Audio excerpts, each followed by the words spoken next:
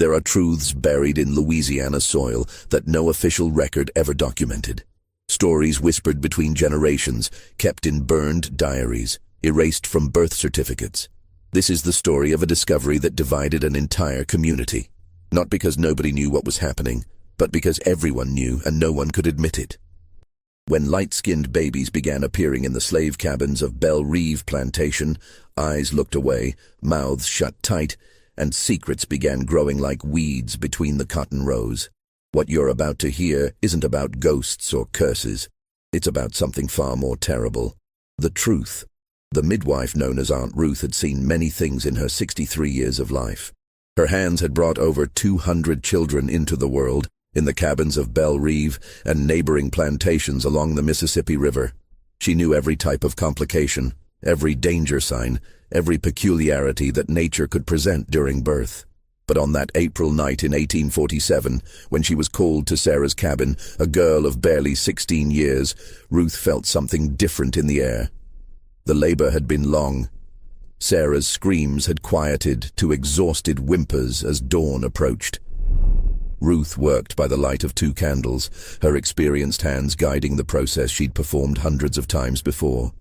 The other women who'd gathered to help, Mary, Hattie, and old Cora, stood in the shadows, their faces tense with worry that seemed to go beyond normal concern for a difficult birth. When the baby finally emerged, Ruth's hands froze. The child was pale, not the reddish tone of a newborn of mixed heritage, not the deep brown of Sarah's own skin, but pale, with skin the color of fresh cream, hair that would clearly lighten to blonde or light brown, and features that would raise questions no one on Belle Reve wanted to answer. The silence in that cabin was absolute. Ruth had been a midwife long enough to know what silence meant. She wrapped the baby quickly, her movements mechanical, her face carefully blank. She placed the infant in Sarah's arms without meeting the young mother's eyes. Sarah looked down at her daughter and began to cry. Not tears of joy, tears that came from somewhere deeper, somewhere Ruth recognized but couldn't name in that moment. "She healthy?" Sarah whispered. "She healthy," Ruth confirmed. "She gonna live? She gonna live?" But both women knew that wasn't really the question Sarah was asking. Mary stepped forward from the shadows, her voice barely audible. "Anybody know yet?" Ruth shook her head slowly. "Not yet, but come morning." She didn't need to finish. Come morning, the overseer would make his rounds. Come morning, the news would spread. Come morning, everyone would know. And everyone would understand exactly what it meant. The baby was named Claire, though Sarah had wanted to name her something else. Something that didn't sound so obvious. But Aunt Ruth had insisted, in that firm way she had when she knew something important. "Give her a name that fits how she look," Ruth had said. "Make it easier on everyone." Sarah hadn't understood then, but she would. Within 3 months, another light-skinned baby was born in the quarters, this time to a woman named Dinah, who was 20 years old and had already buried 1 child. The baby boy had hair that was distinctly auburn, and eyes that would turn green by his first birthday. Dinah named him Thomas. By the end of 1847, there were 4 such children in Belle Reve's slave quarters. By the end of 1848, there were 9. The pattern was impossible to ignore, yet everyone pretended not to see it. The white families who lived in the big plantation houses along that stretch of the Mississippi continued their social visits. They attended church together on Sundays. They discussed crops and weather and politics. Their wives organized charity events and quilting circles. And they never, ever mentioned the babies. But in the slave quarters, there was a different kind of silence. It was the silence of women who understood too much and could say too little. The silence of mothers who held their light-skinned children a little tighter when footsteps approached. The silence of knowing. Aunt Ruth kept a mental record that she shared with no one. She noted which women gave birth to these children. She noted the timing. She noted the patterns of who disappeared from the fields or the big house on certain nights, and which babies appeared 9 months later. And she noticed something else. Something that made her blood run cold. The babies weren't random. They came in clusters. Certain months were worse than others. Certain times of year when the master's brother visited from New Orleans. Certain weeks when the overseer's cousin came to stay. Certain seasons when particular guests occupied the guest quarters. It was systematic, It was predictable. It was happening by design. As the children grew, the problem became more visible. Claire, Sarah's daughter, had blue eyes and hair that lightened to honey blonde by age 3. She stood out among the other children like a daisy in a field of wheat. Visitors to Belle Reve would stop and stare, their faces showing confusion, then understanding, then careful neutrality. Thomas developed freckles across his nose. His green eyes and reddish hair made him look like he could have belonged to any of the Irish families working the docks in New Orleans. A little girl named Lily had straight brown hair and features so European that she could have walked through the French Quarter without a single person questioning her presence. The children played together in the dirt yards between cabins, but even among themselves, they were different. The other children treated them with a strange mixture of distance and protectiveness, as if they understood, even at that young age, that these children carried a burden that made them dangerous to know. Martha, one of the older enslaved women who worked in the big house, watched all of this with growing dread. She'd been at Belle Reve for 34 years, since she was 10 years old. She'd seen 3 generations of the Beaumont family run the plantation. She'd seen masters come and go, overseers hired and fired, children born and buried. But she'd never seen anything like this. One evening in late 1849, Martha sat with Aunt Ruth on the steps of Ruth's cabin, shelling peas in the fading light. They worked in silence for a long time before Martha finally spoke. "How many now?" she asked quietly. Ruth didn't ask what she meant. 14 living. 2 didn't make it past their first year. They getting older. Yes. People gonna start asking questions. People already asking questions, Ruth said, just not out loud. Martha's hand stilled in the bowl of peas. What they gonna do with them children, Ruth, when they get older? When they old enough that people can't pretend no more? Ruth didn't answer, because she didn't have an answer. She'd been asking herself the same question for 2 years now, and every possibility she considered ended in tragedy. In March of 1850, a slave trader named Chester Booth arrived at Belle Reve. This wasn't unusual. Traders came through regularly, looking to buy or sell, conducting the grim business that kept the plantation system running. But this visit was different. Booth spent 3 days at the plantation, and during those 3 days, he never once visited the adult quarters. Instead, he asked specifically to see the children. Word spread through the cabins faster than fire. Mothers grabbed their babies and held them close. The light-skinned children were hidden in root cellars, storage sheds, anywhere they might be overlooked. Aunt Ruth remembered watching from the door of her cabin as Booth walked through the quarters with Master Beaumont's son, Henry. Henry was 26 years old, recently married to a woman from a prominent Charleston family and increasingly involved in running Belle Reve. She watched Booth point at one cabin, then another. She watched Henry shake his head repeatedly. She watched the argument that ensued, conducted in voices too low to hear, but with body language that spoke volumes. Finally, Booth left Belle Reve without purchasing a single person. That night, Henry Beaumont came to the quarters himself, something that almost never happened after dark. He walked to Sarah's cabin and stood in the doorway. "The child," he said simply. "Let me see her." Sarah pulled Claire closer, her face showing terror she tried desperately to hide. The 3-year-old girl looked up at the man in the doorway with curious blue eyes. Henry stared at the child for a long moment. His face was unreadable in the dim lantern light. Then he turned and walked away without another word. He visited 4 more cabins that night, looking at 4 more light-skinned children, saying nothing. Then he disappeared back toward the big house. The sale never happened, but everyone understood what it meant. Someone had wanted to buy the children. Someone had wanted to take them away, and Henry Beaumont had refused. The question that kept Ruth awake that night was simple. Why? Martha discovered the ledger by accident in the summer of 1851. She'd been cleaning Master Beaumont's study. The old master, Henry's father, who was 71 now and increasingly frail. He spent most days in his wheeled chair, looking out over the plantation he'd built, saying little. The ledger had fallen behind the desk, wedged between the wall and a heavy filing cabinet. Martha only found it because she'd dropped a cleaning rag and had to reach into the narrow space to retrieve it. It was a small book, bound in dark leather with no label on the cover. Martha knew she shouldn't open it.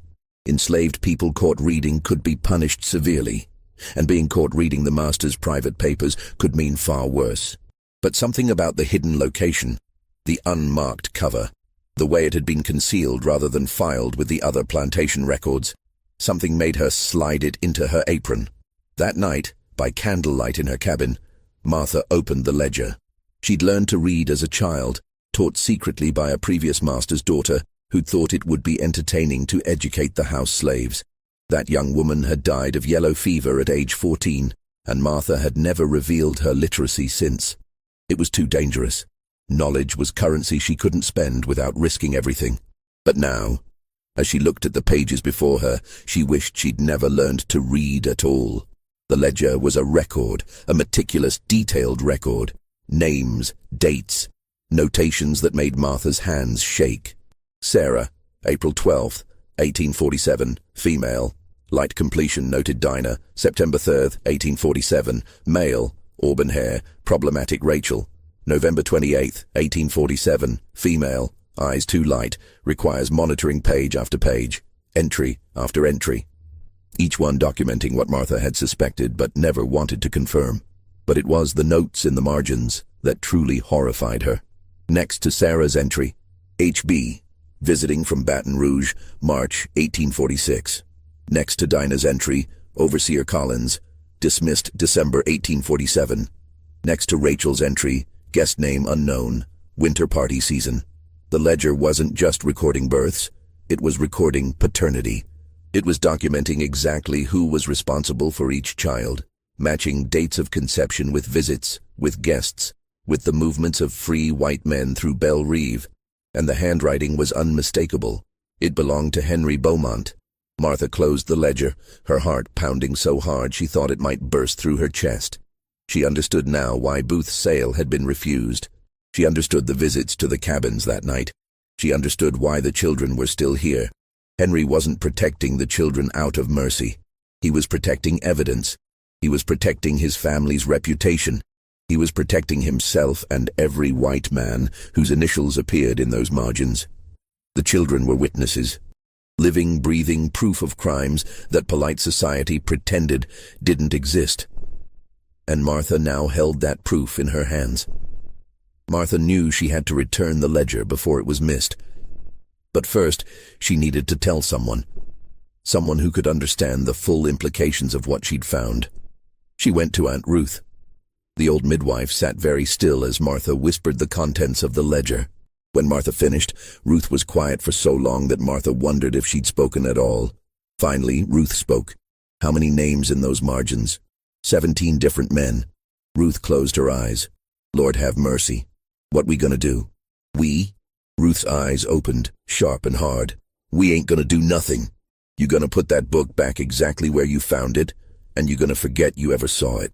But Ruth, listen to me, child. Ruth's voice was steel. You think knowing this helps anybody?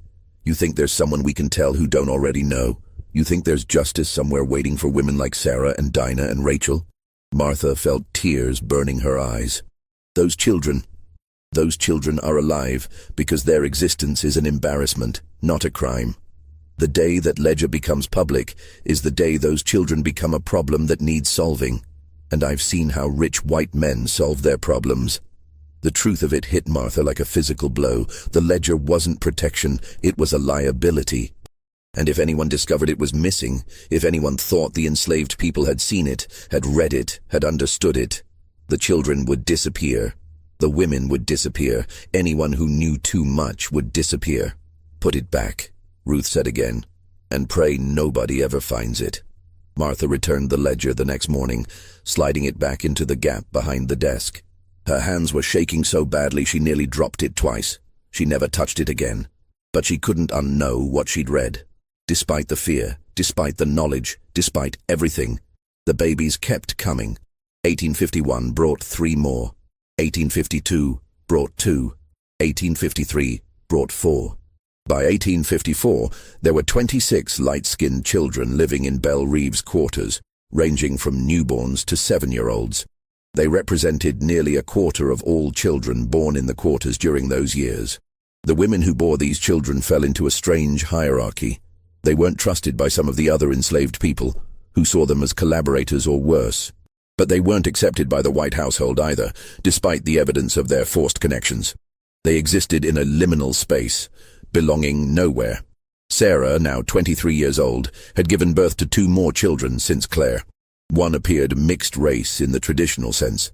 The other, a boy born in 1852, was nearly as pale as Claire herself. Sarah had stopped speaking much. She did her work in the fields with mechanical efficiency, her face a mask that revealed nothing.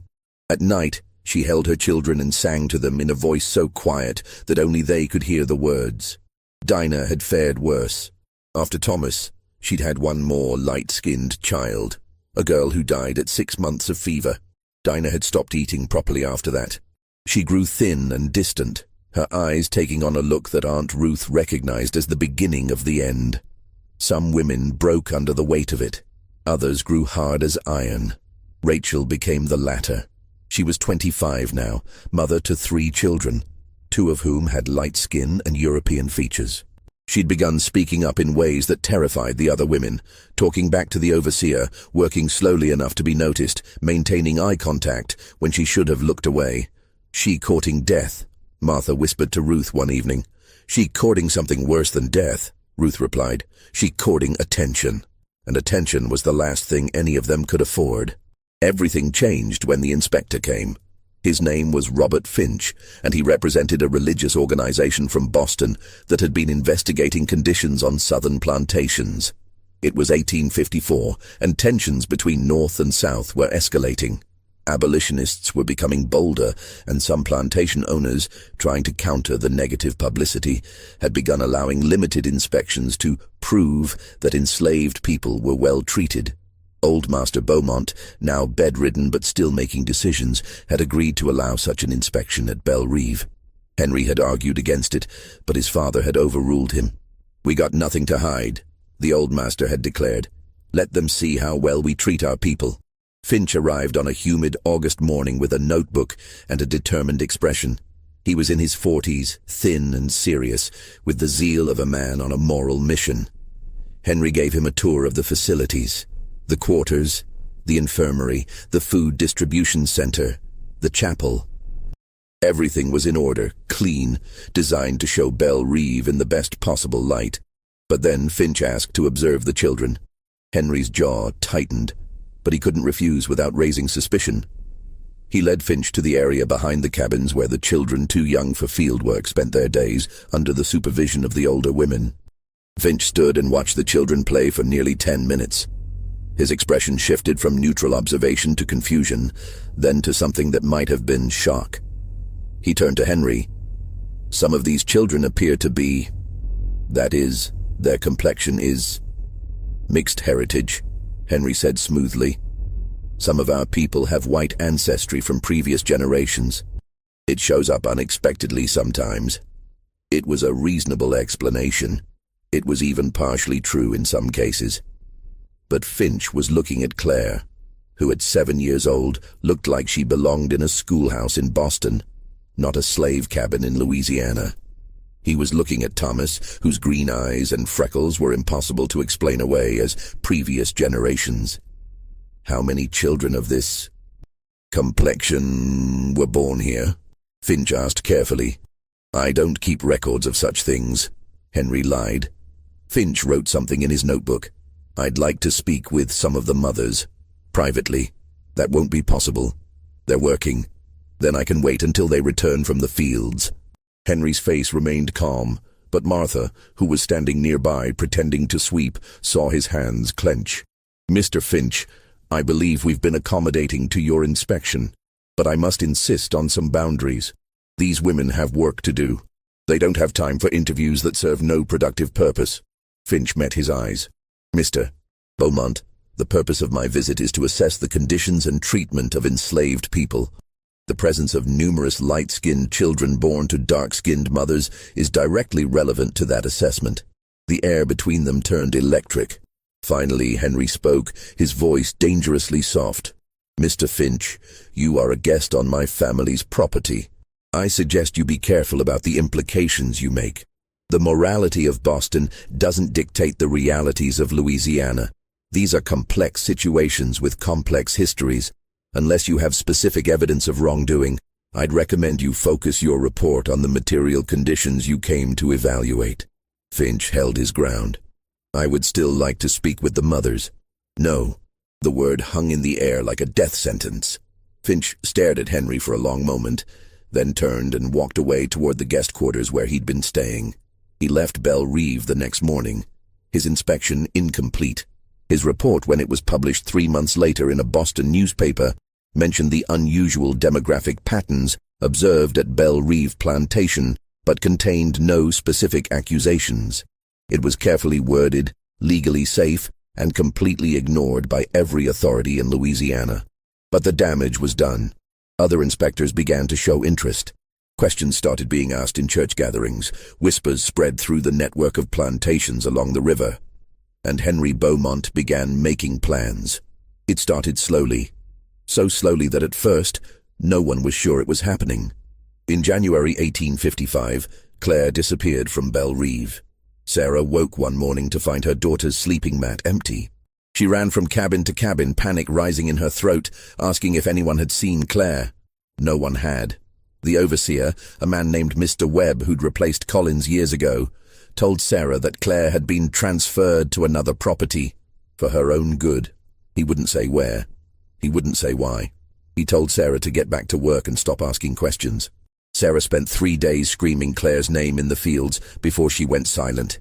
After that, she never spoke another word. Not to the other workers, not to her remaining children, not to anyone. She worked. She ate when food was placed before her. She slept when night came. But the woman who'd been Sarah was gone. 2 months later, Thomas vanished. Then Lily. Then 2 more of the light-skinned children. By the end of 1855, all 14 of the obviously European-looking children had been removed from Belle Reve. The mothers were told nothing. No explanations were given. No destinations were revealed. The children simply disappeared. Dinah tried to run away to search for Thomas. She made it 12 miles before the dogs found her. When they brought her back, Mr. Webb had her whipped, not severely but enough to make an example. "Your boy is safe," Webb told her as she lay recovering. "Safer than he'd be here. Accept that and move on." But how could she accept it? How could any of them accept it? Aunt Ruth, now 68 years old and feeling every year of it, tried to comfort the mothers. But what comfort could she offer? She didn't know if the children were truly safe. She didn't know where they'd been sent. She didn't know if they were alive or dead. All she knew was that Belle Reve had a problem, and the solution had been to make that problem disappear. Martha learned the truth by accident 2 years later. She was serving dinner at a gathering of plantation owners at Belle Reve when she overheard a conversation between Henry Beaumont and a man named Mr. Lawrence, who owned a plantation called Oak Haven, 30 miles upriver. "How did you solve your situation?" Lawrence asked quietly, glancing around to ensure they weren't overheard. "Apprenticeships," Henry replied. "There are families in New Orleans who need household workers. They're willing to take children young, train them. The children get papers declaring them free-born, mixed-race servants. They're paid a small wage, given room and board. It's an arrangement." And the mothers? They're told the children were given opportunities, which is true in a sense. And if someone checks the records? Henry's smile was cold. The records show those children were never born. There are no birth certificates, no registration. Officially, they don't exist. How can anyone question the disappearance of people who were never there? Martha nearly dropped the serving tray. The children had been erased, their births unrecorded, their existence denied. They'd been transformed from enslaved children who looked too white into free servants whose origins would never be questioned because there was no documentation to contradict the false narratives they'd been given. It was elegant. It was cruel. It was perfectly legal. And it meant the mothers would never see their children again. Because how do you search for someone who officially was never born? But here's what Henry Beaumont hadn't anticipated. The problem didn't stop. Even as the first wave of light-skinned children was being erased and relocated, new babies kept being born. 1856 brought 3 more. 1857 brought 5. The cycle couldn't be broken because the cause hadn't been addressed. The men who visited Belle Reve, the overseers who worked the fields, the sons and cousins and friends of the Beaumont family, they continued doing exactly what they'd always done, and enslaved women had no power to refuse them. By 1858, there were 11 new light-skinned children in the quarters, and Henry was running out of apprenticeships to place them in. The families in New Orleans were asking questions. The paperwork was getting complicated. Suspicions were growing. One night, Henry came to his father's room. The old master was dying. Everyone could see it. He had perhaps weeks left, maybe days. "Father," Henry said, "we need to stop this." Old Master Beaumont looked at his son with eyes that had seen too much. "Stop what?" "You know what." The silence stretched between them like a chasm. Finally, the old master spoke, his voice a whisper. "You think I don't know? You think I haven't seen? I built this place. I made the rules, and I broke them myself, more times than I can count." Henry said nothing. "Your brother breaks them. Your cousins break them. Our guests break them. Webb breaks them, and every overseer before him." The old master coughed, a wet sound that spoke of fluid in his lungs. "You want to stop it? Then you need to stop men from being what they are. Good luck with that. We can set rules, punishments. For white men?" The old master laughed, a bitter sound. "Boy, you're talking about punishing your own blood, your own friends, men of property and standing. You think they're gonna listen to you when they didn't listen to me? Then what do we do?" The old master turned his head to look out the window at the fields beyond. "You do what I did. You keep it quiet. You move the evidence when it gets too obvious. You deny everything and you pray. Pray for what? That it all burns down before anyone finds out how deep it goes." Old Master Beaumont died in October 1858. At his funeral, attended by the most prominent families in Louisiana, a young minister who'd recently arrived from Virginia gave a sermon about judgment and redemption. He spoke about the sins that men carry to their graves and the accounting that awaits them in the hereafter. Several people in attendance shifted uncomfortably in their seats. After the burial, as people gathered at Belle Reve for the reception, Martha overheard a conversation between 2 elderly women she didn't recognize. They were sitting in the corner of the parlor, speaking in low voices. "Did you hear about the Chenot plantation?" one woman asked. "The one that burned last year?" "Yes. When they were rebuilding, workers found a room beneath the old quarters." "A hidden room. What was in it?" The woman leaned closer. "Children. The remains of children. At least 15 from what they could tell. All infants, all buried in a row."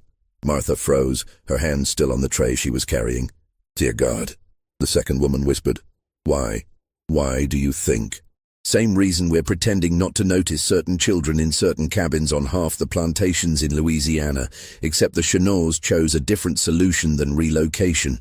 The silence that followed was suffocating.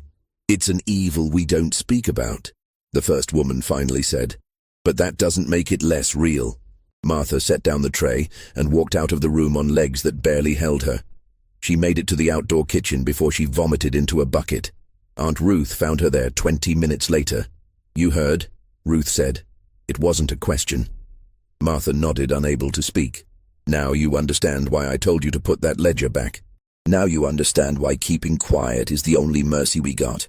Those babies at Chenot are dead and buried and beyond our help. The ones here are alive. They've been given to families in the city, families that might treat them decent, might give them a life better than this. It ain't right, it ain't fair.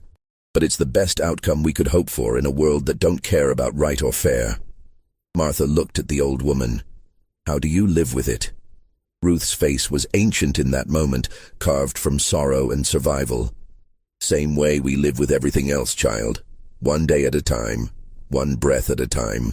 We survive, because that's all we can do." The war came in 1861, though its shadows had been creeping across Louisiana for years before the first shots were fired. Belle Reve, like all plantations, was thrown into chaos. Henry Beaumont left to serve in the Confederate Army. The overseer and most of the white workers followed. The plantation was left under the management of Henry's wife, Elizabeth, and old Mr. Webb, who was too old to fight. The Union blockade strangled trade. Money became scarce. Resources dwindled. The illusion of order that had kept Belle Reve running began to crack. And in the spring of 1863, something impossible happened. Claire came back. She was 16 years old now, tall and striking, her blonde hair pinned up in the style of city ladies.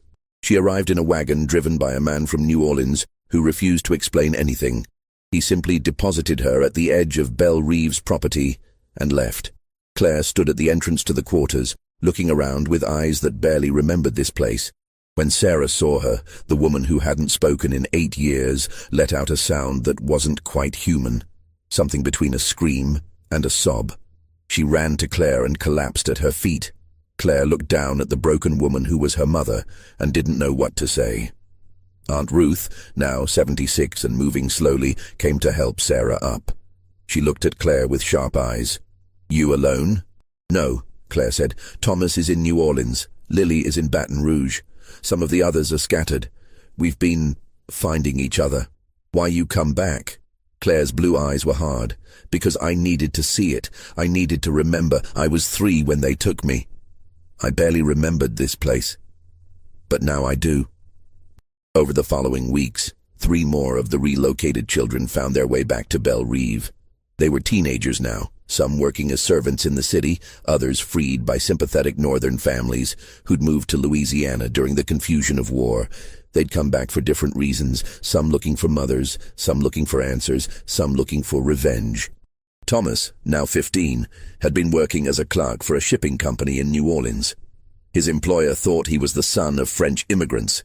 He'd learned to read and write, to keep accounts, to navigate the world as a free person. But he'd never forgotten where he came from. "They told me my mother sold me," Thomas said to Aunt Ruth one evening. "They told me she didn't want a child and gave me up for money. That's what they told all of us." Ruth felt tears on her face for the first time in years. "Your mama searched for you till they whipped her for leaving the fields. She screamed your name for months. She ain't sold you, child. They took you." Thomas's face transformed. Rage and grief warred across his features.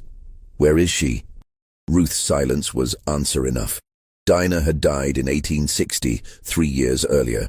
Her body was buried in the unmarked plot behind the quarters where all the enslaved dead went.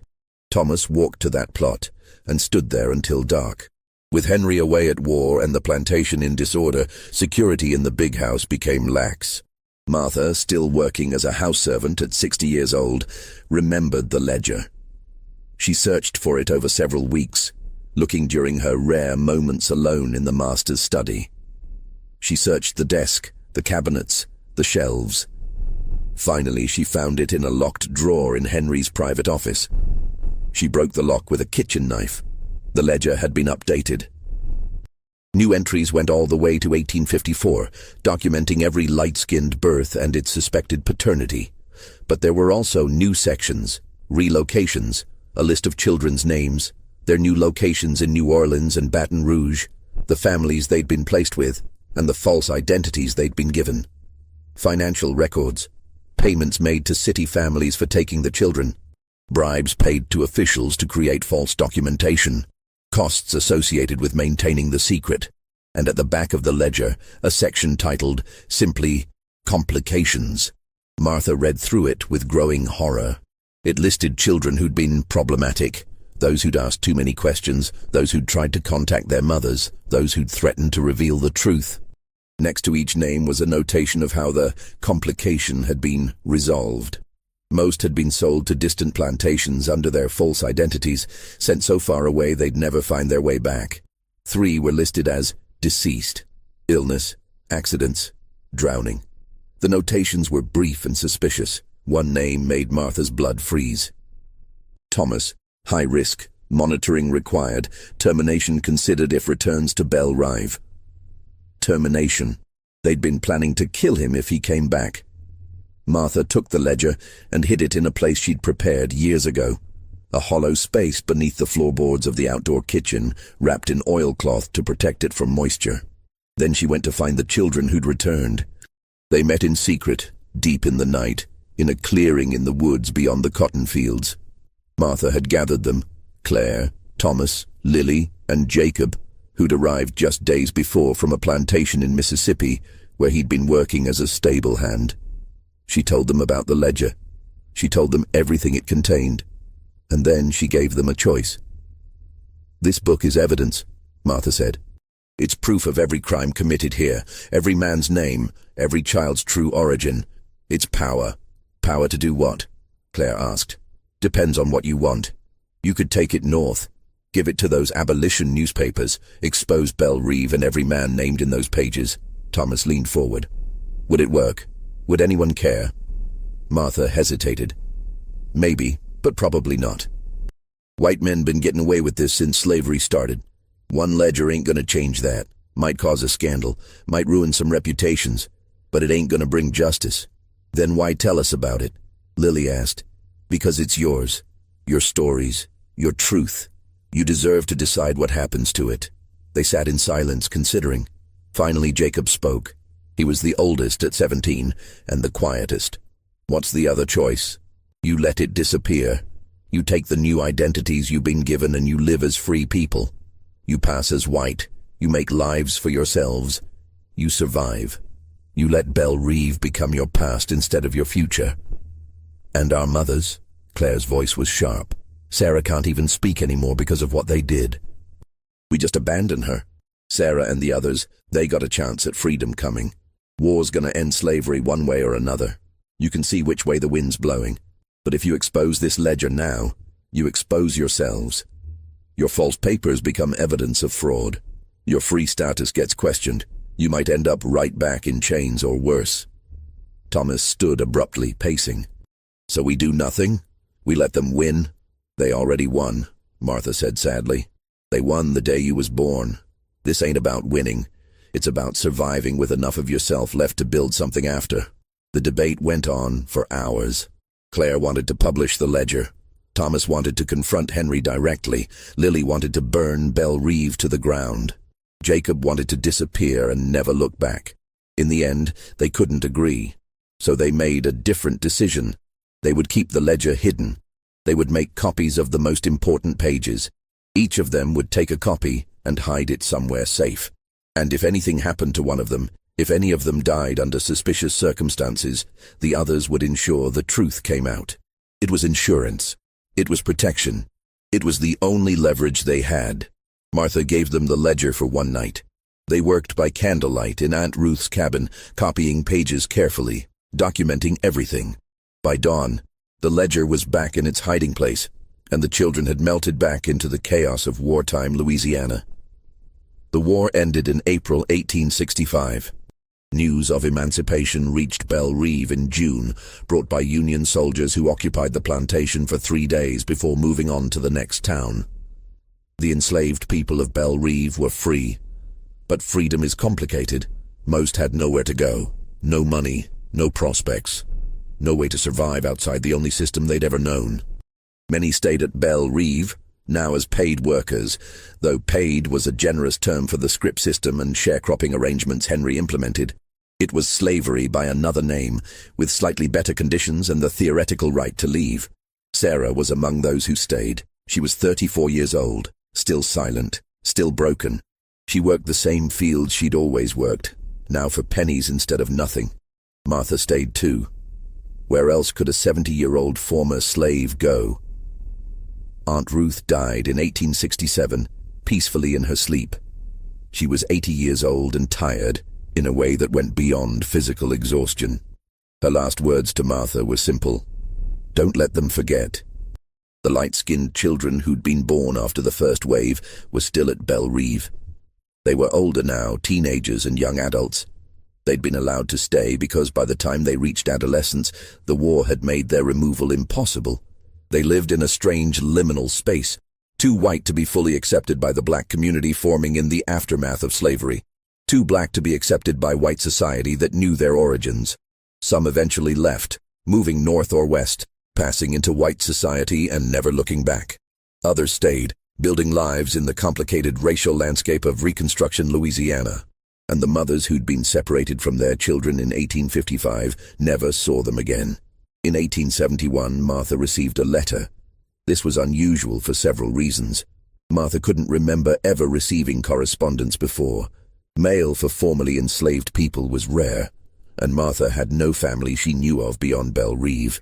The letter had been delivered to the general store in town, addressed simply to Martha, formerly of Belle Reve. Someone at the store had brought it to the Plantation. Martha took it to her cabin and stared at it for a long time before opening it. The handwriting was elegant, educated. The paper was expensive. Dear Martha, you don't know me, but I know who you are. My name is Claire. You knew me as a child before I was taken away in 1855. I'm writing to you because I need to know something, and I believe you may be the only person who can tell me the truth.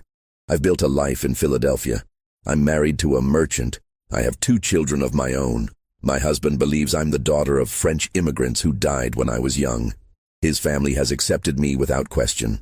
But I remember fragments, a woman's face, a small cabin, singing in a language I didn't understand, hands that held me with a love I've never felt since. I've tried to find records of my birth. There are none. I've tried to find records of a woman named Sarah at Belle Reve. The plantation keeps no such detailed records, they say.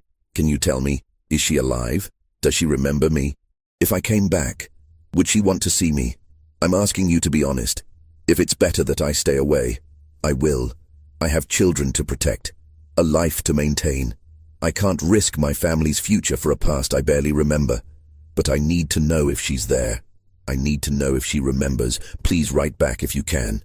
CM Martha read the letter 3 times. Then she sat down to write a response. It took her 2 hours to compose 3 paragraphs. Her writing was shaky. She hadn't written anything in years, but the words were clear. Dear Claire, she alive. She remember. She never forgot. But she can't speak no more.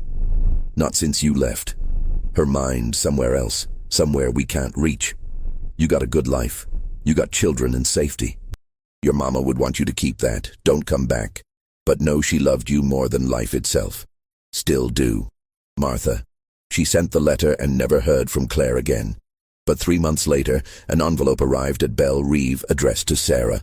Inside was a photograph, a formal portrait of a beautiful blonde woman in an elegant dress, standing with a bearded man and 2 small children. On the back, in that same elegant handwriting, was written simply, "Thank you for my life." Martha gave the photograph to Sarah. The woman looked at it for a long moment, her eyes showing recognition that her voice could no longer express. Then she tucked it into her dress, close to her heart, and returned to her cabin. She kept that photograph until the day she died. By 1875, Belle Reve was struggling.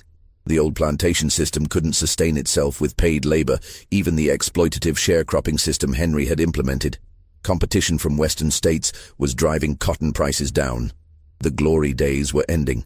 Henry Beaumont, now 51 years old, sat in his father's old study one evening, reviewing ledgers, the official ones, showing the financial collapse of everything his family had built. He pulled out the hidden ledger from its drawer, the one documenting a different kind of accounting. He read through it slowly, looking at names of children who'd be adults now, looking at dates that spanned decades, looking at the initials in the margins that included his own, H.B. Henry Beaumont. He'd made 6 entries himself over the years, 6 children who bore his features, carried his blood, and had been erased from history to protect his reputation. He wondered where they were now, if they were alive, if they hated him, if they even knew who he was. Probably better that they didn't. He took the ledger to the fireplace and stared at it for a long time. He should burn it, destroy the evidence, let the past die with the past. But something stopped him. Maybe it was vanity, the need to preserve some record of his own children, even the ones he couldn't claim. Maybe it was fear, the suspicion that copies existed, and destroying the original would only make him look guilty if they surfaced. Maybe it was something else entirely, something he couldn't name. He put the ledger back in the drawer and locked it. It stayed there for another 43 years. In 1918, Belle Reve was sold to a timber company. The Beaumont family had finally surrendered to economic reality. Henry had died in 1903. His children had moved to cities, pursuing different lives. The plantation house had fallen into disrepair. The timber company planned to tear down the old house and use the land for lumber operations. During the demolition, workers found the ledger in a sealed compartment built into the wall behind what had been Henry Beaumont's office desk. Someone had hidden it there deliberately, probably shortly before Henry's death. The worker who found it was a young man named William Harris. He was 23, black and literate, part of a new generation born into freedom and education.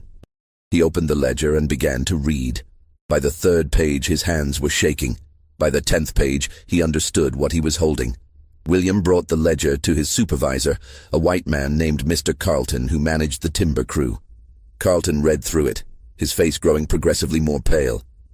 "This should be reported," William said. "Reported to who?" Carlton asked. "These men are all dead. This plantation doesn't exist anymore. The people involved are scattered or gone. What exactly do you think reporting this would accomplish? It's evidence of crimes. It's evidence of crimes committed by dead men against people who can't be identified because there's no record they existed in the first place." Carlton closed the ledger. "You know what happens if this goes public? Scandal, pain, families destroyed, the descendants of both the victims and the perpetrators, and no justice because there's no one left to prosecute. So we do nothing. We recognize that some truths don't bring healing. They only bring more pain." William took the ledger back. "Then I'll keep it, as a record, as proof that it happened, even if no one wants to acknowledge it." Carlton didn't stop him. William Harris kept that ledger for the rest of his life. He showed it to his children when they were old enough to understand. He showed it to his grandchildren. He donated it to a historical society in 1959 at the age of 64, with instructions that it be preserved as documentation of a truth that American history often tried to erase.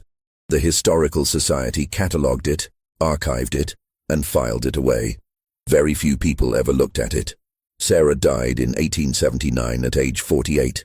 She was buried in the plot, behind what had been the quarters, in an unmarked grave near Dinah and dozens of others. She never spoke again after losing Claire the first time. But those who knew her said that in her final years, she would sometimes take out a photograph and look at it for hours, her lips moving in silent words no one could hear. Martha lived until 1883, dying at the remarkable age of 93.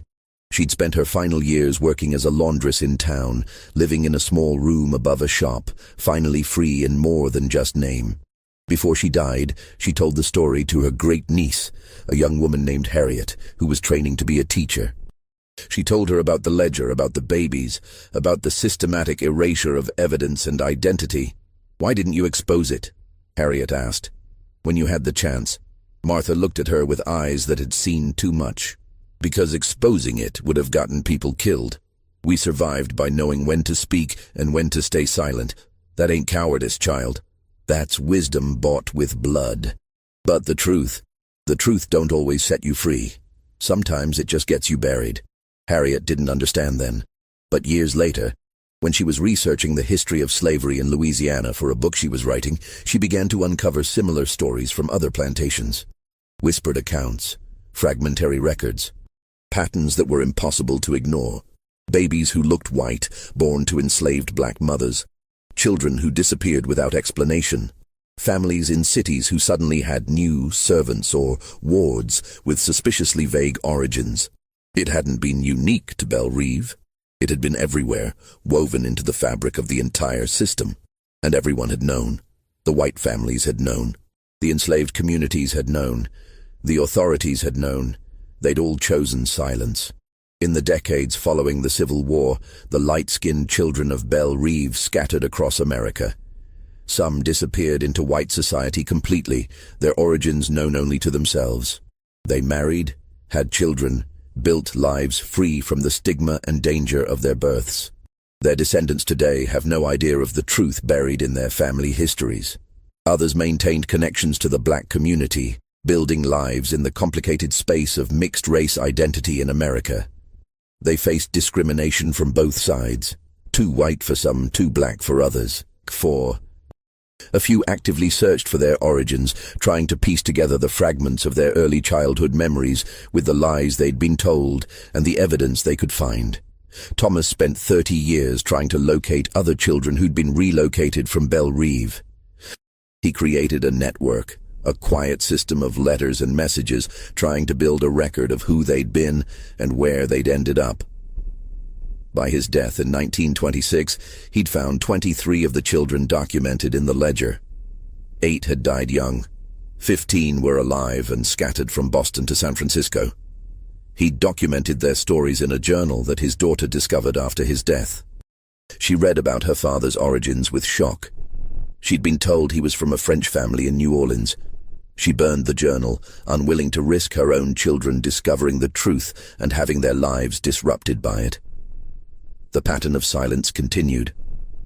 The ledger William Harris donated to the Historical Society remained mostly forgotten until 1983, when a graduate student researching plantation economics stumbled across it while searching for financial records from Belle Reve. The student, a young woman named Dr. Andrea Thompson, realized immediately what she was looking at. She spent 2 years verifying the information, cross-referencing dates with other records, tracking down descendants where possible, building a comprehensive picture of what had happened at Belle Reve between 1847 and 1854. Her dissertation, titled Invisible Evidence, Children of Coercion at Belle Reve Plantation, was rejected by her committee. The official reason given was insufficient primary sources. The unofficial reason, shared by her advisor over coffee, was more direct. This is too inflammatory. You're accusing specific families whose descendants are still prominent in Louisiana. You're opening wounds that people don't want opened. Find a different topic. Dr. Thompson refused to drop it. She published her research independently in a small academic journal focused on African American history. It received minimal attention. A few reviews in specialized publications. A brief mention in a newsletter about slavery studies. And then it was largely forgotten again. Because the uncomfortable truth is that some stories, no matter how well documented, are stories that society isn't ready to hear. Today, the land where Belle Reve once stood is owned by an agricultural corporation. The big house was demolished in 1924. The slave quarters were burned in 1932. The fields have been replanted, repurposed, reshaped by modern farming techniques. There's no marker indicating what happened there. No memorial to the women who suffered or the children who were erased from existence. But the descendants exist. Scattered across America are people who carry the DNA of Belle Reve's secrets. Some know their history. Most don't. There are white identifying families in Boston, Philadelphia, Chicago, and San Francisco who have no idea that their great-great-grandmother was born enslaved in a Louisiana cabin. There are black families in the South who know the stories but don't speak them, keeping the truth alive in oral histories shared only within trusted circles. And somewhere in the archives of a historical society in Louisiana, there's a ledger that documents it all. Names and dates and crimes recorded in careful handwriting by a man trying to manage a problem he'd helped create. Researchers occasionally stumble across it. Graduate students sometimes request access. Journalists periodically consider writing about it. Most decide against it. The descendants deserve privacy, they reason. The past should stay in the past. What good would it do to expose something that happened so long ago? And so the silence continues. The story of Belle Reve raises questions that have no easy answers. How many other plantations had similar ledgers, similar secrets, similar children who disappeared into false identities and uncertain futures? How many families today carry the genetic legacy of these encounters without knowing the truth of their origins? How many women suffered and died without anyone recording their names or their stories? The answer is, we don't know. We'll never know. Because the system that created these situations was also the system that ensured they'd never be fully documented. But we know it happened. The ledger proves that much. Somewhere in America today, there's a person going about their ordinary life, maybe working in an office, raising children, paying taxes, who has no idea that their great-great-great-grandmother was a 16-year-old girl named Sarah who lost her daughter to a system that valued white supremacy more than human dignity. Somewhere else, there's a person who knows the truth and has chosen to bury it, to protect descendants who've built lives on foundations of carefully maintained lies. And in Louisiana, in the soil where Belle Reve once stood, there are memories that the earth itself holds, but will never reveal. The babies found in those slave cabins grew up to be people who navigated an impossible world. Some survived by forgetting. Some survived by hiding. Some survived by transforming themselves into someone else entirely. Their stories are American stories, woven into the fabric of this nation's history in threads too tangled to ever fully unravel. The question isn't whether these things happened. The records, fragmentary as they are, prove they did. The question is how we reckon with truths that are simultaneously undeniable and unprovable, documented and erased, known by everyone and spoken by no one. Belle Reve's light-skinned babies are gone now, disappeared into history and genetics and silence. But the legacy remains, in family trees that hide certain branches, in DNA that tells stories different from the ones passed down through generations, in secrets kept so long they've transformed into accepted truths. This is what was found in those Louisiana slave cabins. Not just babies with light skin, but evidence of systematic exploitation that everyone recognized and no one acknowledged. Proof of crimes that had no legal remedy because the law itself protected the perpetrators. The owners knew why those babies were there. The mothers knew why. The community knew why. The courts knew why. Everyone knew why. And everyone agreed, through spoken words or silent complicity, to pretend they didn't. That, perhaps, is the most disturbing truth of all.